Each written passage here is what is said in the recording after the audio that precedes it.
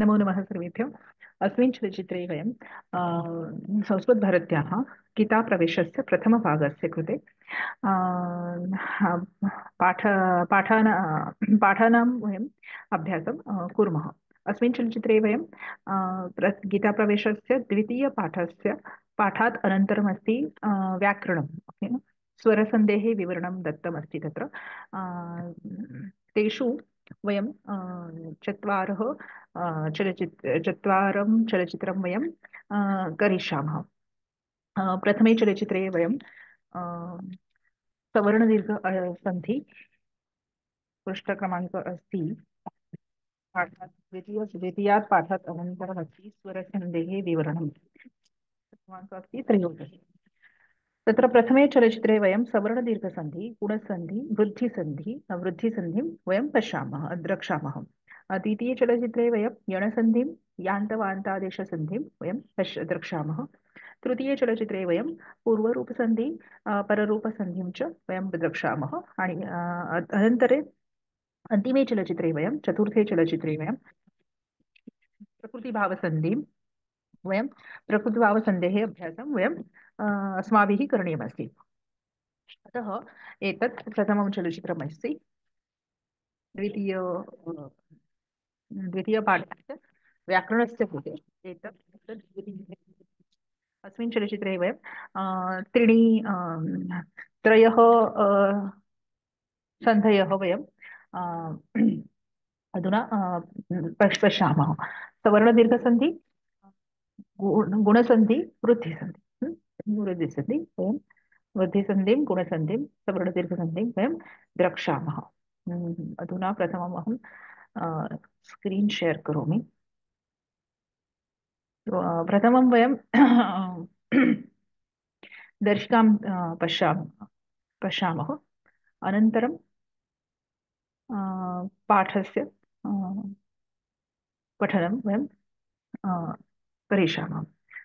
सन्धेः त्रयप्रकाराः सन्ति वयं दृष्टवन्तः। सन्धेः त्रयप्रकाराः सन्ति: स्वरसन्धि, व्यञ्जनसन्धि, विसर्गसन्धि। तेषु स्वरसन्धेः अष्टप्रकाराः भवति। अष्टप्रकाराः के के के प्रकाराः ते सवर्णदीर्घसन्धि, गुणसन्धि, वृद्धिसन्धि, गणसन्धि, अयादिसन्धि, पूर्वरूपसन्धि, पररूपसन्धि, प्रकृतिभावसन्धि च। अस्मिन् चलच्चित्रे वयं केवलं सवर्णदीर्घसन्धि गुणसन्धि वृद्धिसन्धिं च वयम् अधुना पश्यामः। प्रथमं सवर्णदीर्घसन्धेः वयं दर्शिकां पश्यामः। सवर्णदीर्घसन्धिः सवर्णदीर्घसन्धेः पाणिनिना महर्षिणा दत्तम् एकं सूत्रमस्ति: अकः सवर्णे दीर्घः। पाणिनीचं सूत्र काय आहे सवर्णदीर्घसंधीसाठी? अकः सवर्णे दीर्घः। अकः अक प्रत्याहार आहे, आपल्याला माहिती आहे माहेश्वर सूत्र जे आपण बघितली होती त्यात प्रत्याहार आहेत. अक प्रत्याहार म्हणजे अ इ उ ऋ ऋ. आणि म्हणजे जेव्हा अक प्रत्याहार येतो त्याच्यानंतर पुन्हा म्हणजे दोन अप्रत्यय येतात. अप्रत्ययातले वर्ण जेव्हा येतात तेव्हा त्याचा सवर्ण होत, म्हणजे सवर्णामध्ये येतो तेव्हा त्याचा दीर्घ होतो. ओके, म्हणजे सवर्णातले म्हणजे चा सवर्ण काय आहे? आ. ई चा सवर्ण काय आहे? ई, दीर्घ ई. उ, ऱ्हस्व ऊ चा सवर्ण आहे दीर्घ उ. रू चा सवर्ण आहे ऱ्हस्व रू चा दीर्घ ऊ. आणि रू चा दीर्घ असत नाही. त्यामुळे आता हे सवर्ण जर आले संधींमध्ये, स्वरसंधीमध्ये, तर त्याचा दीर्घ होतो असं हे सूत्र आपल्याला सांगतं. म्हणजे अयोग अ आला तर त्याचा आ होतो, किंवा अयोग आ आला तरी त्याचा आ होतो. ई योग ई, इथे मायनस नाहीये, इथे फक्त डॅशच आहे. ई योग ई ई भवति. ई योग ई अपि ई भवति. उ योग उ उ भवति. उ योग उ अपि उ भवति. रू योग दीर्घ रू भवति. म्हणजे हे सगळे सवर्ण आहेत.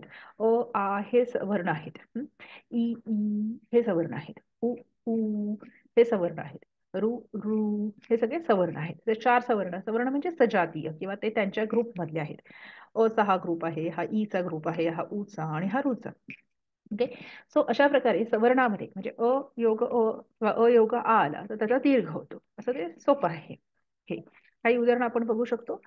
जसं उत्तम अंगम, अयोग आ भवति उत्तमांगम. मुनी योग इंद्रः, ई ह्रस्व ई योग ह्रस्व ई दीर्घ ई भवति मुनींद्रम. किंवा आता इथे कुश योग आसनम, अयोग आ आला आहे, सवर्ण आहे, एकाच ग्रुप मधला आहे, त्यामुळे कुशासनम आ भवति. आता खालचं बघू शकतो आपण. होतृ योग ऋकारः, ऋ योग ऋ दीर्घ ऋ भवति होतृकारः. सिंधु योग उर्मिः, उ ह्रस्व उ योग ह्रस्व उ दीर्घ उ भवति सिंधूर्मी. आता आपल्याला हे माहिती आहे. आता आपण आपल्या पाठाकडे जाऊया. ह्याच्यात पण दोन चार प्रकार त्यांनी दिलेले आहेत सवर्ण दीर्घ संधीचे. काही अची उदाहरणं दिलेली आहेत. अव्ययस्य योग अस्य अयोग आ भवति अयोग द्वयोः अकारयोः स्थाने आकारस्य आदेशः वयं प्राप्तवन्तः. अतः अव्ययस्यास्य. त्याच्यानंतर आपण थोडं खाली उपद्रष्टा योग अनुमंता. आता इथे आ योग आलेला आहे. मगाशी इथे अयोग आला होता, त्याच्यानंतर अयोग आ आला आहे, त्यानंतर आ योग आला आहे, किंवा आ योग आ पण आला असेल तरी सुद्धा त्या सगळ्याचा दीर्घ आ होतो. दॅट इज कॉल्ड सवर्ण दीर्घ संधी. आता ही खाली दिलेली उदाहरणं ईची उदाहरणं आहेत. इकारस्य श्रोत्रादीनी योग इंद्रियाणी, दोन्ही रस्वई आहेत, हे दोन्ही रस्वई आहेत, त्याचा दीर्घ ई होतो, त्यामुळे श्रोत्रादीनींद्रियाणी.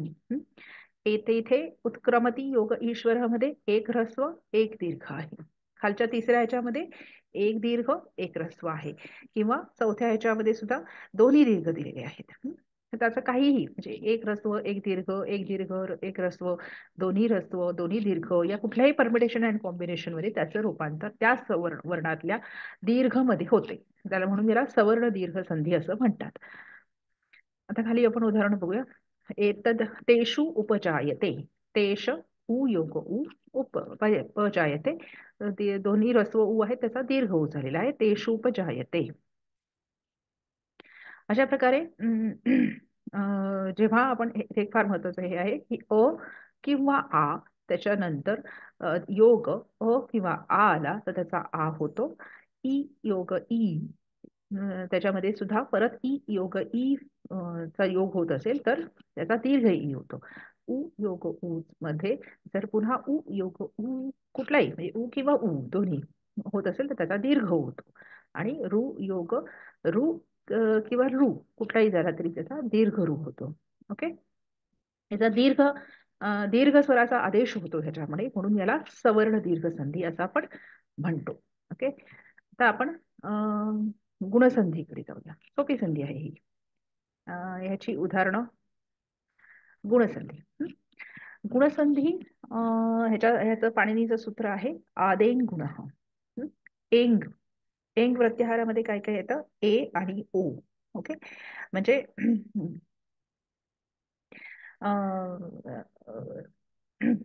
ए किंवा ओ म्हणजे ए किंवा म्हणजे अ नंतर आद आद एंग गुण असं असं ते संधी आहे तिथे. आद म्हणजे अ किंवा आ या अ वर्गाच्या नंतर आद आद मध्ये पंचमी एकवचन आहे म्हणजे त्याच्यानंतर. ओके. म्हणजे अ वर्णानंतर तिथे लिहिलं तर सगळे हे अ किंवा आ अ किंवा आ अ किंवा आ असेच आहे. प्रथम पदातला अंतिम वर्ण हा अ किंवा आच असणार, म्हणून आद आद एंग गुण. म्हणजे ए किंवा औ ए ए ओ ची आदेश प्राप्त होतो आणि त्याची गुणसंधी होते. आता गुणसंधी म्हणजे काय तर गुण नाम एका संज्ञा असते. गुण म्हणजे एक संज्ञा आहे, किंवा आपण संज्ञा म्हणजे काय की नाव आहे, किंवा त्या या ग्रुपचं नाव आहे गुणसंज्ञा. आता त्या गुणसंज्ञामध्ये काय येतं तर ए ओ अर आणि अल हे येतात, आणि त्या ए ओ अर अल चा आदेश प्राप्त होतो, म्हणून याला गुणसंधी असं म्हणतात. ओके. सो अ किंवा आ नंतर ई ह्रस्व ई किंवा दीर्घ ई आला तर त्याचा ए होतो, म्हणजे म्हणून त्याला एंग असं म्हटलेलं आहे. ए चा आदेश प्राप्त होतो. अ किंवा आ नंतर ऱ्हस्व किंवा दीर्घ ऊ आला तर त्याचा ओ होतो. आणि अ किंवा आ नंतर ऱ्हस्व किंवा दीर्घ रू आला तर त्याचा अर होतो. आणि अ किंवा आ नंतर रू आला तर त्याचा अल होतो. ओके, हे आपण लक्षात ठेवायचं आहे. म्हणून त्याला आदेन गुण असं त्याचं सूत्र आहे. उदाहरणार्थ आपण बघू शकतो की परम योग ईश्वर अ योग ई ऱ्हस्व किंवा दीर्घ कुठलीही येऊ शकते, तर त्याचा ए झाला परमेश्वर. देव योग इति अ योग ईचा ए झाला देवेती.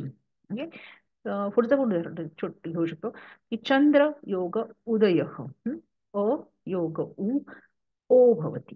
ओके, चंद्रोदय. राजयोग ऋषी अ योग उ क्षमता अ योग रूचा अर झाला म्हणून राजर्षी. ते जा नाहीये, राजर्षी जा चुकून दिले.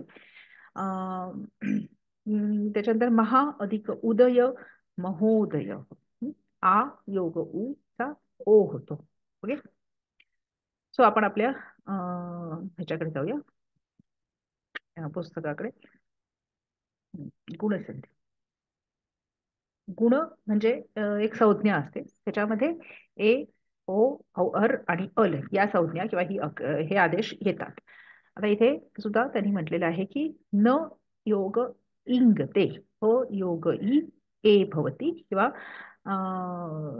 एकारस्य आदेश वयं प्राप्त आदेशं वयं प्राप्तवन्तः म्हणून नंगते. च योग ईर्षा चेर्षा एचा आदेश झाला. दृष्ट्वा योग इमम किंवा एचा आदेश ई आ नंतर ई आलेला आहे म्हणून एचा आदेश दृष्टवेमम. बालिका योग ईक्षते बालिकेक्षते हे ईची उदाहरणं होती. आता आपण ऊची उदाहरणं बघूया की विनद्य योग उच्चैः अ योग उ चा ओ होतो हा.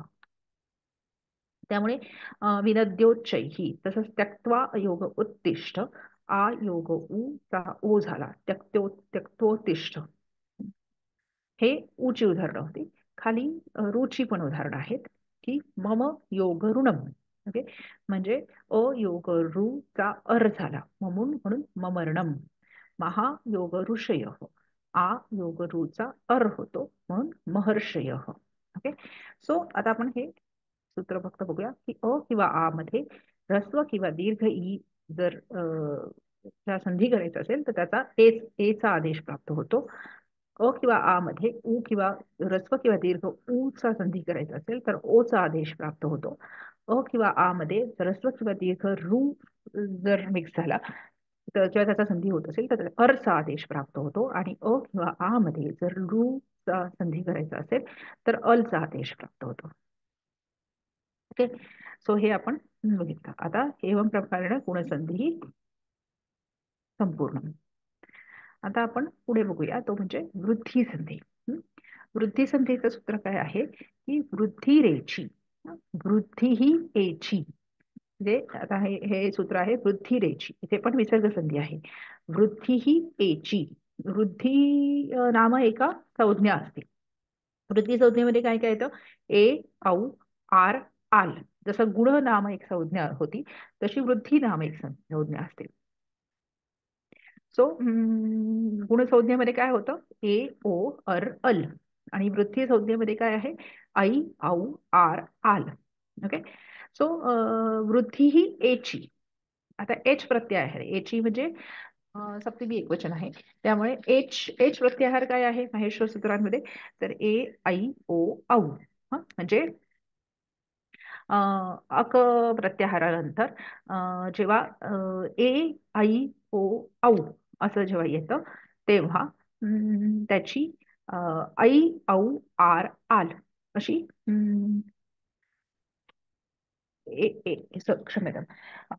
जेव्हा अप्रत्याहार सॉरी अ या वर्णानंतर जेव्हा ए आणि ओ येतो तेव्हा त्याचा क्रमशः ऐ आणि औ होतो. ओके, तर याला वृद्धी संधी असं म्हणतात. आता आर आणि आलची उदाहरणं याच्यामध्ये नाही आहेत. उदाहरणार्थ आपण बघू शकतो की जन योग एकता अ योग ए चा ऐ झाला जनैकता. एक योग एक अ योग ए ऐ भवती एकैकः. ओके, खाली बघू शकतो की राजयोग एषः, त्याचा अयोग एचा पुन्हा ऐ झाला. ही सगळी एची उदाहरणं आहेत. इथे एच्या जागावर आ आ आ किंवा योग एच्या जागेवर ऐ होतो. एका मात्रेने वृद्धी होते. हम्म. एचा ऐ होतो, ओचा औ होतो. एका मात्रेने त्याची वृद्धी झाली म्हणून त्याला वृद्धी संधी असं म्हणतात. आता वन योग औषधी, वनौषधी, ओचा औ झाला. ओके. किंवा महायोग ओजसः, आ योग ओ औ भवति महौजसः. आता हे असं अशा पद्धतीने झालं. आपण आपल्या पुस्तकाकडे जाऊया.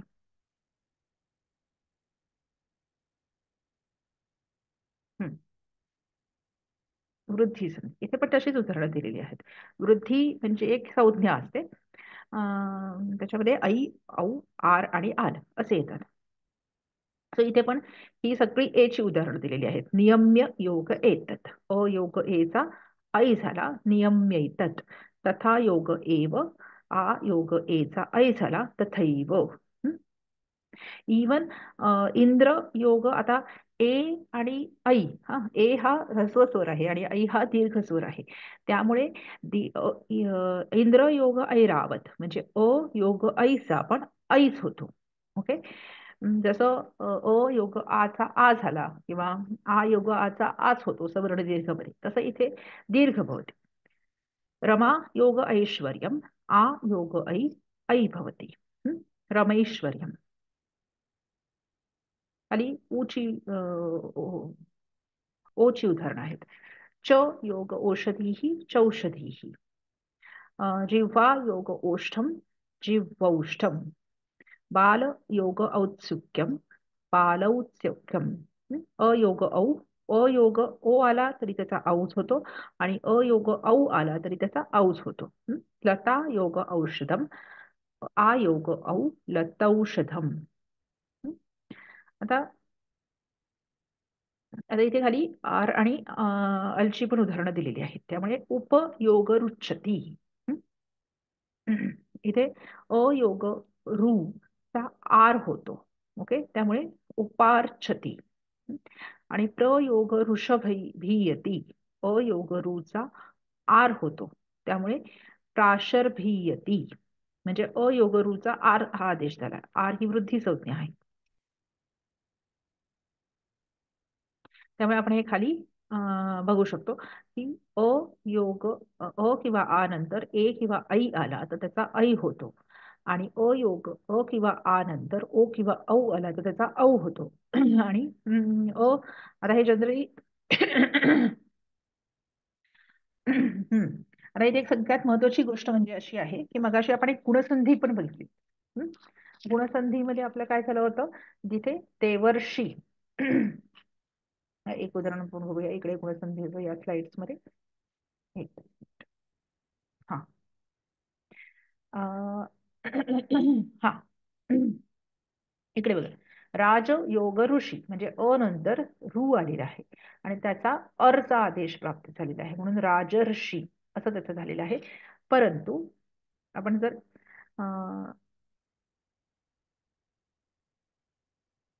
इकडे बघितलं तर इथे काय होत आहे, इथे सुद्धा नंतर रू आलेला आहे. परंतु तिथे ऋषी हा पद होतं आणि इथे ऋच्छती हा धातू आहे. वृषभयती हा धातू आहे. ओके. किंवा धातू रूप आहे किंवा क्रियापद आहे. त्यामुळे जेव्हा नंतर जेव्हा रू पद आलं असेल, रूनी चालू होणारं पद आलेलं असेल तेव्हा गुणसंधी होतो. आणि नंतर जेव्हा रूनी सुरू होणार ऋकार आधी जेव्हा धातू येतो, म्हणून इथे क्लिअरली तिथे म्हटलेलं आहे की उपसर्ग जर असेल आणि जर धातू लागायचा असेल तर त्याचा वृद्धी संधी होतो. ओके. आणि किंवा आ नंतर जर ऋकार आधी धातू आला तर तिथे वृद्धी संधी होतो, आर. आणि किंवा आ नंतर ऋकारादी धातू जरी आला तरी त्याचा आल होतो. म्हणजे योग रू मध्ये दोन कंडिशन असू शकतात. एक म्हणजे रूनी सुरू होणारा पद पण असू शकतं किंवा रूनी सुरू होणारा धातू असू शकतो. जर रूनी सुरू होणारा महर्षी, महायोग ऋषी, तर तिथे ऋषी हे पद आहे. त्यामुळे तिथे गुणसंधी करायचं आहे.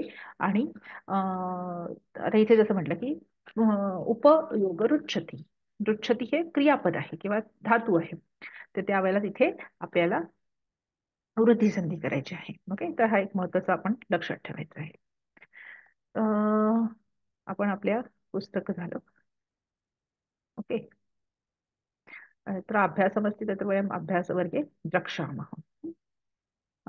एवं प्रकारेण वयं प्रथमतः सवर्णदीर्घसन्धिं स्वरसन्धिं वृद्धिसन्धिं वयम् अपश्यामः.